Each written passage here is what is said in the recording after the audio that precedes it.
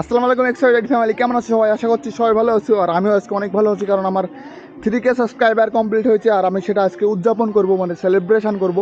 আর সেটা সেলিব্রেশন অন্য অন্য ইউটিউবাররা একরকমভাবে করে, আমি একটু ইউনিকভাবে করব। তোমার সাথে থাকো আর দেখতে থাকো। আর তোমাদেরকে অনেক অনেক ধন্যবাদ excited family 3K members complete করার জন্য। তো চলো এবার সেটা উদযাপন করা যাক।